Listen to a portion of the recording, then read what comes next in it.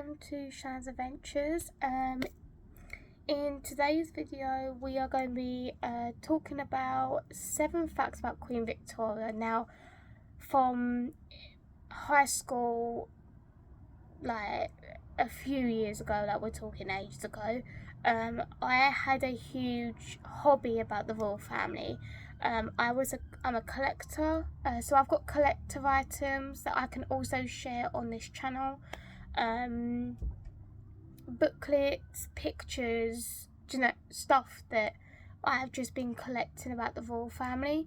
So today I thought I'll do 7 facts about Queen Victoria. They are written down in a book for me because it's been a few years since I have done all of it. But yeah, so let's just jump into the video. So number 1 is when she was born, Victoria was 5th in line to the throne. So her grandfather was King George III. His first son and heir to the throne, George IV, had a daughter named Princess Charlotte. Charlotte died in 1817 due to complications during childbirth. This led to panic about who would succeed George IV. It then went on to his younger brother, William IV, who took the throne but failed to produce an heir. The next youngest brother was Prince Edward. Prince Edward died in 1820, but he had a daughter, Victoria. Victoria thus became queen upon the death of her uncle, William IV, which I thought was quite an interesting fact. Queen Victoria is one of my favourite queens, so you know, she's just got a lot of history behind her. I like the timeline that she was in, like the Victorian era. I absolutely do love it. So fact number 2, Victoria kept a journal. So throughout her life, she began writing in her journal in 1832 when she was just 13 years old. This is where she shared all her thoughts, feelings and secrets.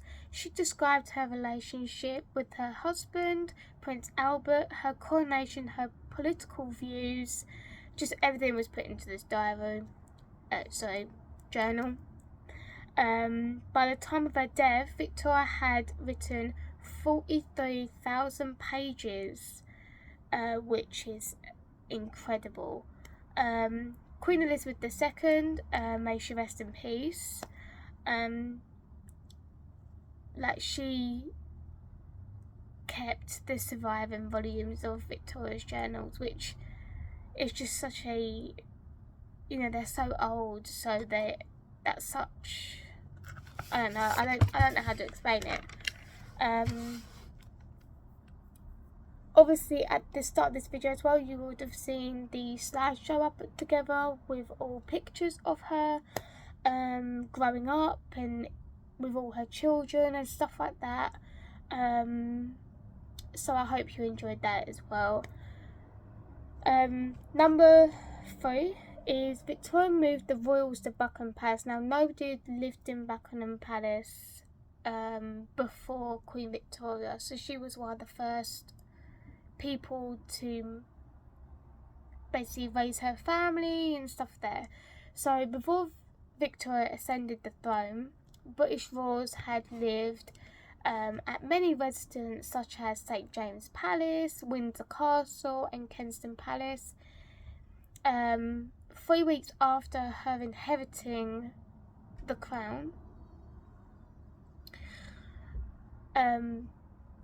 she moved into Buckingham Palace.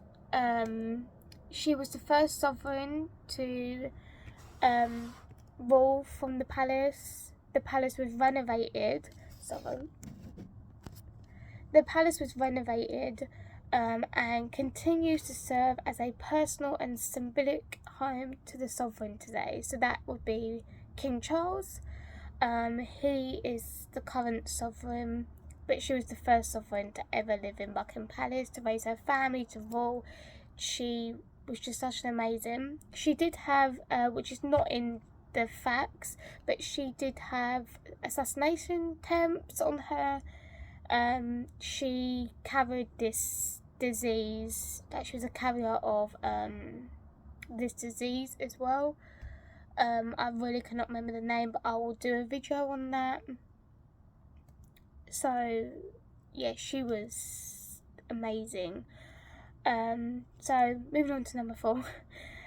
Victoria was the first to wear white on her wedding day. Now I've said this to a lot of people, that she was the first woman to wear white at a wedding, and that's where the white wedding dress came from.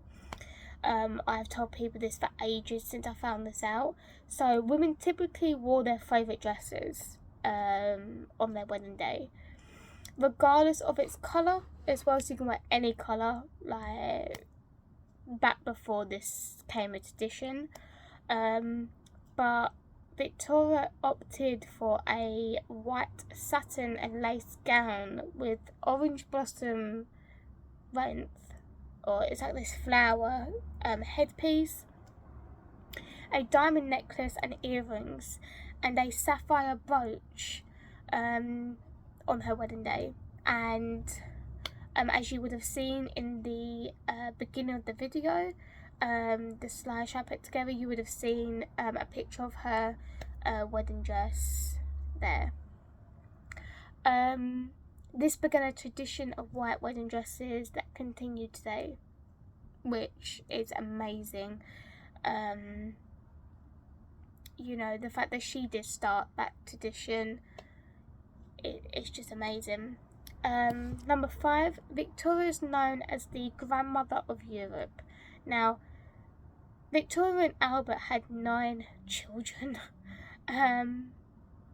Many of their sons and daughters married into European monarchies to strengthen alliances and British influence.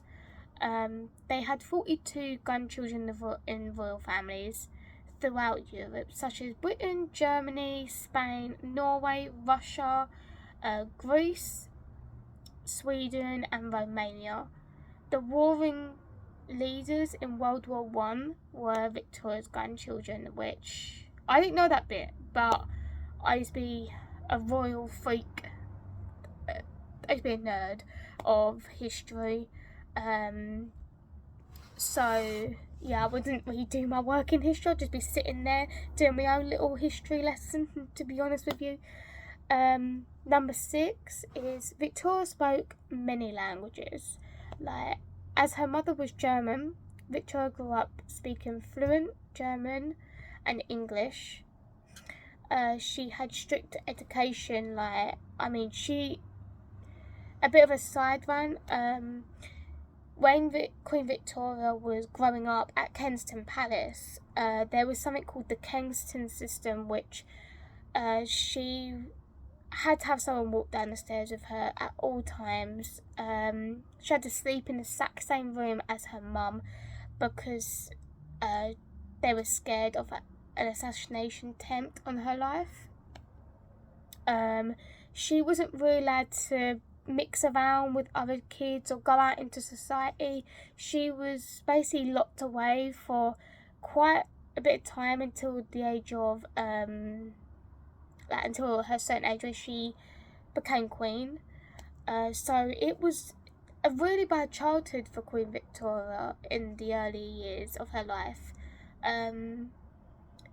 But she had Lazen, who was her teacher, her basically her maid, basically, to help her. Like, she was there for Victoria in her struggling days. They tried to force Victoria to sign a regent to state that until she was a certain age, I think it's the age of 21 or 25, that her mother would take place of being queen, but she refused to sign it, which I need to get back to the video because that is just where I'll go off topic. Anyway, back to the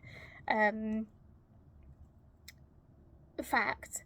So yeah, she had a strict education, as I just said, and learned to speak some French, Italian and Latin, which I tried French, can't speak French. Also, when Victoria was older, she began to learn Hinduism, which, like, she developed a close relationship with her Indian servant, Abdul Karim, or Karim, yeah, something like that, who taught her some phrases so that she could speak with her servants, which they had a very close. There's even a movie on it as well. There's old pictures which is in the beginning of the video, so if you want to go back and just watch that and then obviously come to this bit, then you're more welcome. But she had a close relationship with Abdul, which is just amazing. Like he was given his own apartment. He was given even a title, like he was a servant and then he was given a title by her. So that's how close she was to him and he was to her. They would write each other's letters. Later on, them letters would be destroyed. He was sent back to his own country after she passed away, like back to India and stuff, which is really just horrible. But if you watch the movie Victor and Abdul, you'll be able to see all of that. Finally at number 7, we have Victoria mourned Albert for almost 40 years. So Albert died in December of 1861 when Victoria was just 42. I mean, that's just, it must just be heartbreaking for her. After his death, she wore only black to reflect her deep mourning and sadness, which in the beginning of the video you'd be able to see the pictures of her wearing black and stuff like that, you know. And she withdrew from her public duties. She wouldn't go out into public life. She got really overweight, and yeah, her life without Albert, she struggled quite a lot. This began to affect Victoria's reputation, as people began to lose patience.